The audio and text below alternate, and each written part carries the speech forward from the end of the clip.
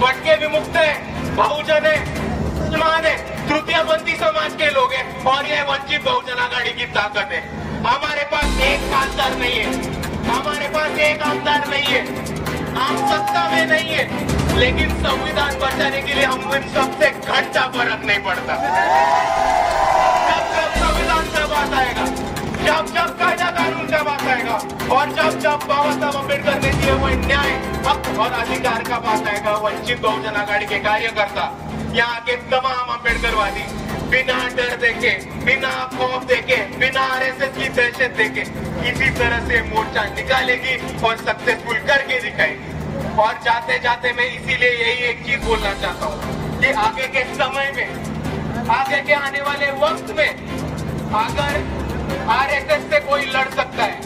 अगर कोई आरएसएस को छाती पे लड़ सकता है और अगर कोई आरएसएस को हरा सकता है तो वो सिर्फ और सिर्फ भारत देश के अम्बेडकरवादी और किसी में वो सब।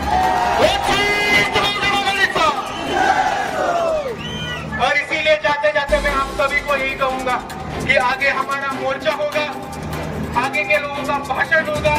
वंचित बहुजन आघाड़ी के इतर पदाधिकारी, राज्य के पदाधिकारी बात करेंगे और हमें शांतिपूर्व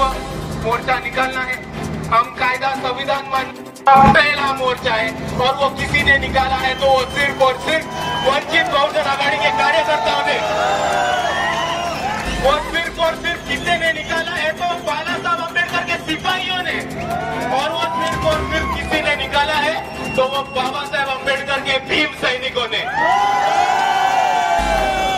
और इसीलिए मैं कह रहा हूँ कि हमको बहुत लोग आगे नाम रखते हैं, बी टीम बोलते हैं, अलग अलग चीजें बोलते हैं, लेकिन ये आप सबका काम है, ये आप सबकी जिम्मेदारी है कि हर आदमी तक पहुंचना, हर आखिरी आदमी तक पहुंचना और उनको पूछना कि वंचित बहुजन आघाड़ी ने आरएसएस के कार्यालय पे मोर्चा निकाला है, तेरे में है हिम्मत,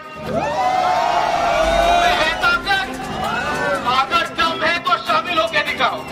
और इसीलिए मैं बोलता हूँ कि आज भारत में जो पहला मोर्चा निकाला है कौन सी पार्टी ने निकाला है? देखो, आरएसएस से 4 मांगे हैं। आरएसएस से हमारे कुछ अहम सवाल है कि अगर आप छात्रों का रजिस्ट्रेशन ले रहे हो, अगर आप रजिस्ट्रेशन ले रहे हो तो हम ये डिमांड करते हैं, हम ये मांग करते हैं कि आप इस देश में भारत सरकार से रजिस्टर्ड हो या नहीं, ये हम सबको खुलेआम बता दो। और अगर आप रजिस्टर्ड हो तो कौन से एक्ट के मुताबिक रजिस्टर्ड हो, कौन से सेक्शन के मुताबिक रजिस्टर्ड हो, ये भी हमको बता दो। और अगर आप रजिस्टर्ड हो तो उसका डॉक्यूमेंटेशन या सर्टिफिकेट की हमको दिखा दो कि आप भारत देश के संविधान के हिसाब से भारत देश में रजिस्टर्ड। हमारा दूसरा अहम सवाल है कि आरएसएस के दशहरा पूजा में जो हथियार पाए जाते हैं, जो ऑटोमेटिक वेपन्स पाए जाते हैं, जो सिर्फ भारत के आर्मी और मिलिट्री के पास होते हैं, ये वेपन्स तुम आते कहाँ से? आपके पास इन वेपन्स की परमिशन है? और अगर इनके पास वेपन्स की परमिशन नहीं है तो मैं पुलिस से यही कहूंगा कि जल्द से जल्द इन पे कार्रवाई करें और इन पे तहकीकात करें। और हमारा तीसरा मुद्दा है कि आरएसएस संगठन बनाता है, चंदा इकट्ठा करता है, वर्गणी इकट्ठा करता है,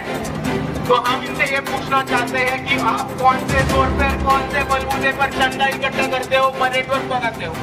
अगर आप चंदा इकट्ठा करते हो तो उसका डिमांड और उसकी लिस्ट गवर्नमेंट